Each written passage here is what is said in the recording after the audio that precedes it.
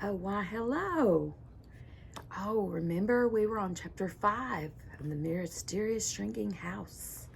So I thought we'd read that because you're back at story time with Miss Gina. And we're having a real life blooper moment. I'm stuck to the pillow and I dropped my book.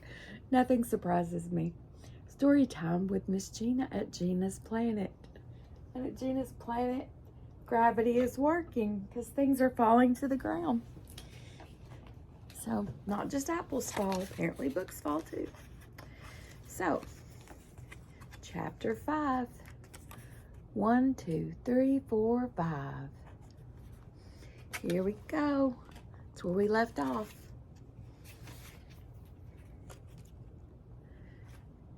It's an earthquake, Mrs. Bright panted, wild-eyed as the house rocked, upstairs and down. The glass and crockery was not already on the floor, tumbled from tables and cupboards. The big tester bed rolled around the bedroom on its casters. In the doorway, safest place, Mrs. Bright called as the house tilted again. She half ran and half skated to the door and clung there. The bark sounded deafeningly close, and the house bucked like a bronco. Mindy dodged the bed and lunged her way to the front window, where she caught hold of the handle. At the bottom of the sash, lifting her head above the sill, she peered out. "Oh, Mrs. Bright! It's not an earthquake, it's Mr. Put. Oomph! Hold on!" Mindy could not manage another word. Holding on took all of her strength. Outside the window, a giant world was lurching and swaying, and a gigantic Horace barked frantically, lunging at the incredible coat sleeve that brushed across the window frame. Wow. In a moment, the light was gone, and the monstrous nightmare landscape with it. A loud scraping sound, a lurch to one side, and the starting up of a powerful car engine followed one another in quick succession. The house settled down to a rhythmic jiggle. Mindy picked herself up from the floor, but a speechless Mrs. Bright still clutched at the door jamb. "I think," said Mindy very slowly, blinking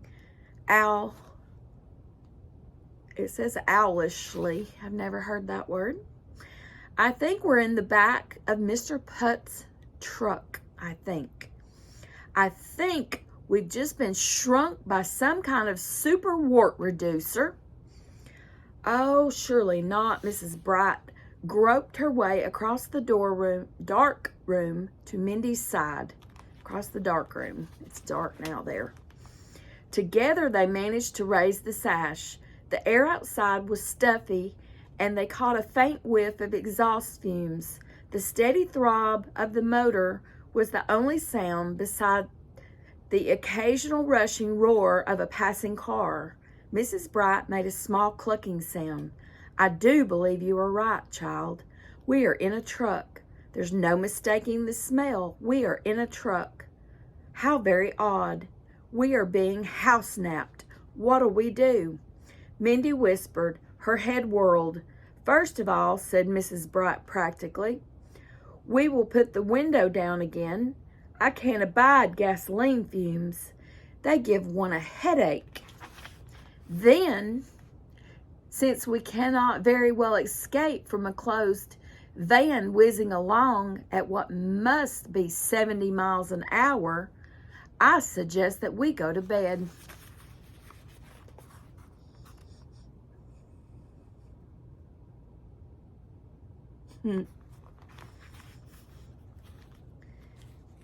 That was the big window, and she could see the dog out the window. "We shall need our rest if we are to do anything sensible in the morning." So, feeling rather silly, they went to bed. First, however, they lifted the legs of the old four-poster one by one and removed the casters. Then Mrs. Bright stripped off the dusty coverlet and brought clean, if not fresh, sheets and blankets from a blanket chest in the hall. They could not risk showing a light, and so Mrs. Bright had to work by feel in the inky blackness, but her memory served her well. After trying several drawers and a tall chest on chest, she brought out 2 long nightgowns, ruffled at the neck and wrists. There. We might as well be comfortable. Never mind if it's a little large, dear. Just roll up the cuffs. Mrs. Bright pulled the bed curtains shut all around. Once snuggled down beside Mrs. Bright, Mindy began to laugh. It began deep down, and before long the bed was shaking with their laughter. Oh my, but it isn't really funny at all, Mrs. Bright gasped. It's perfectly absurd. I guess I shouldn't laugh, said Mindy sobering. Excuse me. I am all tongue-tied. If Mama and Daddy are home from Giorgiotti's, they must be frantic. I mean, what would you think if you came home to all that and found us gone? They will be very frightened, but it does no good to fret about what you cannot mend, Mrs. Bright said firmly. Tomorrow we shall find our bearings and try to think of a way to get word to them. Daddy will guess it's Mr. Putt's doing, Mindy said, feeling somewhat reassured. Do you know he said this was a real house and Mama and I just laughed? They did. Your father is a man of sense. Now we must be sensible too. Go to sleep, and in the morning we shall have ourselves a think. We should be safe for a while at least, for I doubt your Mr. Putt guesses he has added people napping to his house napping. So now he's people napping and house napping. Excuse me. Good night, my dear. And so they went to sleep in a jiggling old tester bed in a house 2.5 feet high, shut up in the back of a television repair van, speeding eastward through the moonlit hills. Mindy sat up with a start. The bed curtains were open on Mrs. Bright's side, and the faint light of early morning washed across the faded fields of daisies on the wallpaper. Mrs. Bright was already up and about. The long white nightgown lay neatly folded on her pillow. Mindy rubbed her eyes, flopped back, and stretched as hard as she could. Oh, do you ever just stretch for days? Oh, yeah, that feels good. Oh, so she stretched. The dream just before waking had been of awakening to a breakfast of her mother's buttermilk pancakes drenched in maple syrup. That sounds good. No such luck.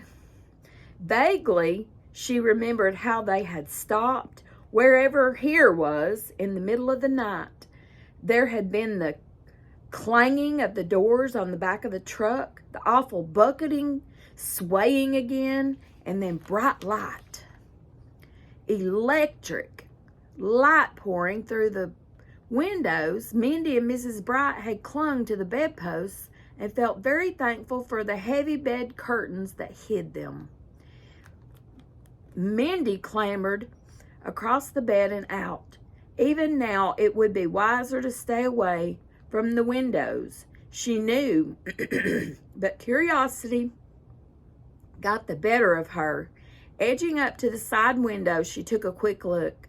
The view did not tell much. The huge room outside was still shadowy in the early dawn through a wide picture window in the wall opposite. Mindy saw sky and trees tipped with the sunshine and still in shadow. and familiar panel truck, such a giant world. And why did the mysterious Mr. Putt want a house badly enough to steal it? Her heart thumped with alarm as a chipmunk appeared on the sill of the wide picture window. It's twitchy. So there's a chipmunk, huh? It was as tall as she was, and on chipmunk level, the thing that impressed you most was not how cute they were, but what big teeth they had. Mindy shivered and hurried to get dressed. Mrs. Bright would be downstairs. She hoped Mrs. Bright was downstairs. What if Mr. Putt had a cat and now Araminta, be sensible, she said to herself in imitation of Mrs. Bright. Don't waste your worrying on maybes. Something, perhaps the remembered aroma of dream pancakes and syrup at the back of her mind, sent her to look in the kitchen first. But she pulled the kitchen door shut as quickly as she had opened it. The back of the house was still off. Or had been removed again upon their arriving.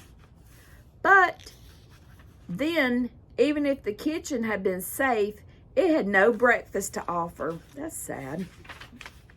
It's got a few more pages. So there's no breakfast, no syrup, no pancakes. I'm a little sad.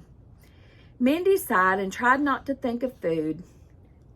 Mrs. Bright was in the dining room at the front of the house, across the hall from the parlor. The heavy, lined brocade drapes that had prevented the Hallams from seeing in were now a welcome protection from prying eyes. Mrs. Bright had pinned them securely together so that no crack of light would show, and sat at the table calmly reading Felix Holt by candlelight.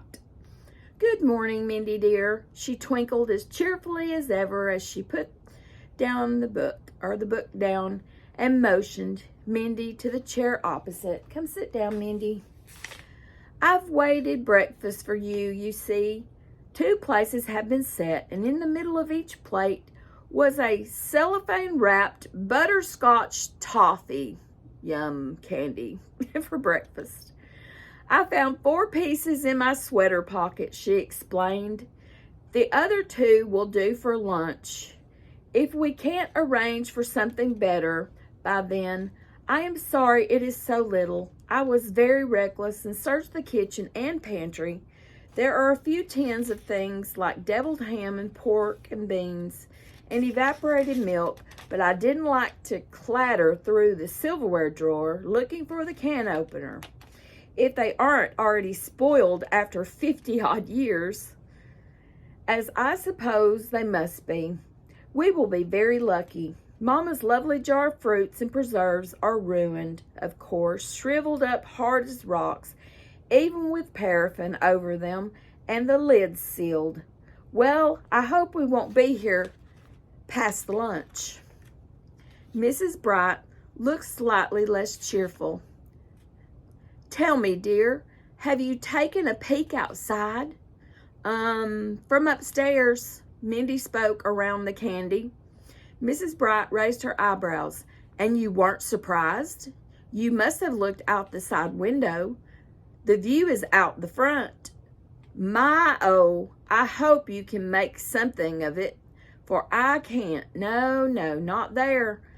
I have the drapes pinned just right. Take a peek out of the front door. Then we will have to think what to do. Much mystified, Mindy obeyed. At first she opened the front door only a crack, but then, in her astonishment, she drew it all the way open and stood and stared. Directly opposite, as far away, it seemed as if it were across a small park or a wide highway, was a church. A church. At the end of a row of houses, and there was a house next door to the Buckle house, the same size. Far off to the right, she saw the same huge window and door she had sighted through the upstairs window. A town. And indoors. She stepped out into the dim morning, down the front steps, and onto the sandpapery sidewalk. The house next door was a handsome brick edifice, and the one beyond that was a small but elegant log house, beautifully built and carefully clinked. At the far end of the street, more buildings were still in shadow. The worst thing was, it was all faintly familiar, and that was stranger than the fact of there being town indoors at all. I've been here before. Oh, I know it. I've been here before, she whispered fiercely to herself. The feeling of being on the edge of a dream grew. Where? Where is it? Did I dream it? The answer came in a wash of light, and the nightmarish feeling faded. Outside the wide picture window, the bright blue truck was touched by the sun, but the white sign was gone from its side. Bold black letters no longer announced L.L. Putt, television repair. Instead, in buttercup yellow on blue background, it read Lilliput, USA. And underneath in smaller letters, the Marvelous Museum of Miniatures. Mrs. Bright winced as Mindy slammed the front door and flung into the dining room. Oh, I forgot, she panted. I'm sorry, but oh, Mrs. Bright, I know where we are. I've been here before. It's at Lake Meander. You know, up northeast. We were here once when I was real little, on vacation. There are a lot of galleries and museums and shops and stuff, and this is one of them, Lilliput, USA. It's not a real town out there. It's all set up on a big old table, U-shaped, so you can see all the house fronts as if they were on three sides of a town square. And you can go around the backs and see inside because they're all open there. I always thought it was a kind of neat place, she said lamely, running out of steam. I know exactly how you feel, said Mrs. Bright solemnly. Lake Meander, is it? I have always wanted to visit Lake Meander. Well, we're here, Mindy said glumly. She sat down. Do you suppose all these doll houses are really house-snapped houses? And did you see the truck? What do you bet it's like I guessed? His name's not L.L. Putt at all. He must have made that up out of Lilliput. I expect you're right, dear, but we aren't any nearer any explanation of why my house was stolen, now or in the first place. We really must decide what's best to do. I'm sure Willie, if he is Wilhelm Kurtz, that is, I'm sure he has no idea he brought us away too. Perhaps when he awakens, we should simply announce ourselves and ask to be unshrunk. Mindy was doubtful. Would he do it? Oh, surely. The little old lady hesitated, but not if he knew I were Mary Buckle Bright. I sadly fear that Willie Kurtz would think it very funny to keep us here. He had a quite nasty streak to him. Unless, of course, she went on doubtfully, this could be Willie's son and not Willie. The resemblance is uncanny. But Mindy was not listening. A strange detail, a faint sensation she had ignored in her excitement, had drifted back to her. In a tone of surprise, she said suddenly, I smell toast. Toast and coffee. Why should I smell toast and coffee out there? Unless, golly, Mrs. Bright, whoever he is must be up already. Oh, what if he saw me? Mrs. Bright hurried to the rear wall and slid back a wooden panel. It was a pass-through for food and plates and gave a view out through the kitchen. Stooping beside Mrs. Bright, Mindy saw a half-opened door at the far side of the big museum room and a small, untidy room beyond. Looking out into the oversized world through the narrow pass-through reminded Mindy of sitting up close to a widescreen movie. She saw a hot plate on a littered table and the end of a huge brass bedstead where someone with very large feet was sleeping. His snoring was like the rumble of distant thunder. Then what did I smell? Mindy hissed as Mrs. Bright slid the panel shut. Dear, I do hope it isn't something burning, defective wiring, or something like that. How would we ever get down from the table you say we're on? Mindy led the way to the front door, and together they walked down to the painted and sanded sidewalk. It had grown light enough to see up to the end of the town, where there seemed to be shops and a bank. Doesn't it smell like toast? Yes, dear, toast and freshly ground coffee. But it isn't, of course. Perhaps we had better have a look around now, though, while our house napper is asleep. They walked along the painted green lawns because the sidewalk was too crunchily noisy. The coarse grains of sand that had been glued to the tabletop to give the effect of a sanded walk seemed to them as large as heavy gravel.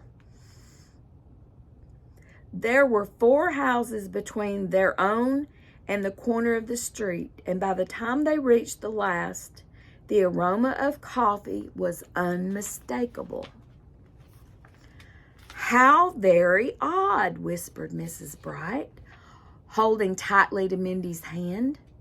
On the cross street, there were the blank faces of a town hall, a bank, a firehouse, and a general store. To Mindy's sharp eyes, it looked as if the sign that said First Bank of Lilliput had once said First Bank of something else. Around the next corner was a large and rambling Lilliput Inn, and after it, along the third side of the great U-shaped table, were several more houses and the church Mindy had seen at first. Oh! They both saw it at once. From the center chimney of the inn ran a thin waver of heat. Not smoke. The rising shimmer from a fire made with the driest and hardest of wood and carefully watched. Someone was cooking breakfast in the inn. Well, it is the end of chapter 5. We'll be on chapter 6 next time. So next time, we'll be on chapter 6. This may be a 9, but no, it's a 6. No, it's a 6. Just kidding. 1, 2, 3, 4, 5, 6. We'll be on chapter 6 next time of The Mysterious Shrinking House. I hope you enjoyed that. I hope you'll read more in 2024 and grow your brains and come back again real soon.